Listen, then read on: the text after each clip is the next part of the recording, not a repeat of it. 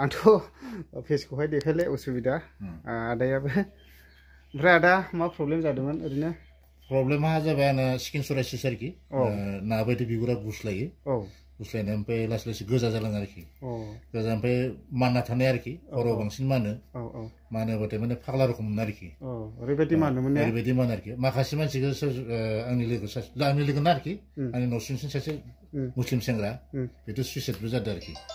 बे केसावनो आरोखि ओमफ्राय दा माबायदि जाखो दायोथ' मथा मथि 50% मोजां मोनदों आरोखि आवगायबो जादोंमोन आरोखि एल'पेथिक मुलि जानायाव जाखांफिनो आरोखि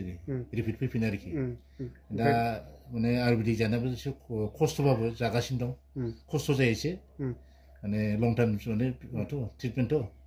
जायनि थाखाय आं दा लं टाइम ट्रिटमेन्टखौ लाबाय दं आरोखि दायो ओमफ्राय दा 50%आ मोजां फैबाय ना 50%सो मोजां फैदों आरोखि दा मोजां फैगासिनो दं होननानैहाय नोंथांमोना निश्चय खोनादों बेबायदि प्रब्लेमफ्रा दिननि गेजेराव मथा मथि 30 days 30 daysनि गेजेराव 50%आ मोजां जाजोबबाय आरोखि दा आं फेसखौ देखायले उसुबिदा आदाया ओमफ्राय नोंथांमोना बे प्रब्लेमाव जुदि गोग्लैना थायोब्ला नैबे सारजों आदाया एसे नामी दामी गासैबो सिनायाना बेनि थाखाय फेसखौ देखाया बे सारजोंहाय एसे कन्टेक्ट लाहरनानैहाय लांफैनो हागोन आरोखि माननाय बेमार होनबाथाय आरो माथो होनबावनो ने माने बे डेन्जार बेमार आरोखि माने ओरैबायदि माने हामनो रोङि मोनसे बेमार होनना मानसिफोरा माबा खालामो आरोखि ओमफ्राय बे बुस्थुआ माने सुवासुदबो नङा आरोखि बारदेरग्रा बेमारबो नङा अट'इमिउन सिस्टेम मोनसे मा खम जायोबा जायो आरो आंनि चेनेलखौ नायगिरि बयनिसिमबो गोजोननाय जासिहरनाय थाबाय दायो आङो दंफैयो आइ लाभ बङाइगावनि खोलाहा थानाय नान्दि आयुर्वेदिक स्ट'रावहाय दा बेयाव मानो दंफैयो होनना बुङोब्ला मोनसे मुलि लांनो फैदों आङो आंना फिसाला दाख्लैहाय मेलेरिया पिबि जाखांबाय आरोना साबधान दायो मेलेरिया जाफिनसै बेनिखायनो मुस्रिफोरखौहाय मोजाङै खोंनानै उन्दु मानो होनब्ला थाम्फैफोरजों दा अरजालाबाय आरोना खाथि खालाफ्राव बेफोरबायदि दै जमायला जमायलि दा दोनलाबाय एसे क्लिन खालामनानै दोननाया मोजां आरोखि मानो होनना बुङोब्ला मेलेरिया जागासिनो दङ गोबां जालाबायगासिनो दङ दा आंनाबो फिसाला दाख्लैहाय पिबि मोनखांबाय ओमफ्राय बिजि लाबाय माबाय दा इसोरनि अननायावहाय मोजां जाबाय आरो टनटना जाफिनबाय ओमफ्राय मानसिया एसे दुरबल जानानै दं आरो मुलि जानाय मानाय ओमफ्राय दा सारा आंनावहाय मोनसे भिटामिन दं लांफै होननानै बुंनायलाय साननैसोनि गेजेरावनो थाग्रा जागोन होननायलाय दा आङो फैनानै लांफैब्रबदों ओमफ्राय बेजों लोगोसे बे नान्दि आयुर्वेदिक स्ट'रावहाय मुलि जानानै गोबांथार मानसिफोरानो गल ब्लाडार स्ट'न किडनि स्ट'न बेफोरबायदि टिउमार जायखिया नानानथा रोखोमनि बेमारनि मुलि मोनो बेयावहाय दा जानानै गोबां मानसिफ्रानो मोजां जागासिनो दङ इमप्रुभ फैगासिनो ओमफ्राय आंनि भिडिअ जेसेबांनाखि फैदों बिसोरथ' इमप्रुभ जानायनि गोजा ओमफ्राय 100आव 100 मोजां जाजोबो बेबो नङा बुंनो हाया मानो होनना बुङोब्ला खायफा बायदिनो खाफालनि खोथा मोजांबो जास्लाबा गासिबो जाजोबो बे नङा आरोना खिन्थु फ्रायहिनानो मोजां जाजोबनानै दङ नोंथांमोनाबो नुखादों जानांगौ ओमफ्राय नै बेनारा बेनो आरोना आङो सारनिफ्राय माखासे खोथाफोर मिथिना लागोन दायो मा मुलि सफैदों ओमफ्राय मानसिफ्रा पेसेन्टफ्रा दासिमबो बिराद जागासिनो आरोखि ना दा आङो नोंथांमोननो भिडिअनि गेजेरजोंहाय कन्टेक्ट नाम्बारखौ होखादों नोंथांमोना प्रयजन जायोब्ला डाइरेक्ट कल खालामहरदो ओमफ्राय सारजों रायज्लायहरदो ओमफ्राय मुलिखौहाय लांफैनो हागोन आरोखि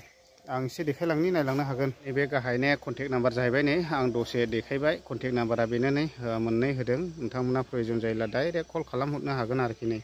कन्टेक्ट नाम्बारा एसे मोजां नायनानै लाबावदो नै बेनो कन्टेक्ट नाम्बारा पेसेन्टफ्रा थांजोबथ'बाय आरो नै गोबां कार्टन मुलि जोब्बाय नै जोबनो गैयै कार्टन बे दिनैनि नांनायनि आरोखि ना दिनै लांफैनायनि कार्टन जोब्बाय नै ओमफ्राय नैबेयाव गोबांथार कार्टनल' सफैनानै दं नै ओरैबो बुंजोबनानै दङ आरोखि ओमफ्राय आं सिङाव हाबलांनि नै ओमफ्राय नै ओरैबो मुलि कार्टन गोजा नै फुरा गोजौआवबो बुंजोबनानै दंखायो मुलियानो नै ओरैबो नै गोजोन्थों सार औ ओमफ्राय नै बे गासैबो मुलि गोजा नानानथा रोखोम बेमारनि मुलि मोनजोबगोन आरो ओमफ्राय बाबुनो मुलि जासि हरनायखाय आं लांफैब्रबबाय बे मुलिया जाबाय नोंना दा आं एसे देखायसोनोसै आरो माने एसे दुरबल जाबाय नालाय मानसिया नै मोजां मा खामानियाव होयो इयो बे जाबाय हल्दी केसर मिल्क मिक्स माने हल्दी दङ हल्दी गोथां ओमफ्राय केसर बे केसरा बिराद दामि बुस्थु माने जेनेबा जिखुनु लोमजादों बा बारा खिदों मानसिया दुरबल जाबाय मेलेरिया टाइफड जाबाय मानसिया दुरबल जाबाय गथ'फोर बेखौ होनांगौ आरोखि लोंबा बिराद शक्ति मोनो बोलो मोनो शक्ति टनटना जायो ना टनटना जायो मैया आंथ' नुबायना नोंनि फिसालाखौ भिडिअआव एसे दुखु मोनदों आरोखि हालखा जाबाय बे मैखाङा सुम बादि नुदों आं थ' बेनि थाखाय बेखौ होनो सिन्था खालामदों आरो दा थेंक इउ सार आं लांनो फैबाय ओमफ्राय बेजों लोगोसे आं साबोन मोनसे लांफागोन सिथर जादों गोबां मानसि फैगासिनो दं दिनैबो बिराद मोजां रिजाल्ट फैबाय गल ब्लाडारनि खिन्थु बे मानसिया हाबा जायाखैना हाबा जायाखै लाजिदों भिडिअ बानायदों खिन्थु हगारनो हाया आरो बेनाथ' हाबाबो जायाखै बेनि थाखाय लाजिदों आरोखि थ' आं माबाखौ भइस माबाखौ बे मुन्दानि गुदानि ना बे मोननायाव बे गुदान बे गोदान मैयानि ना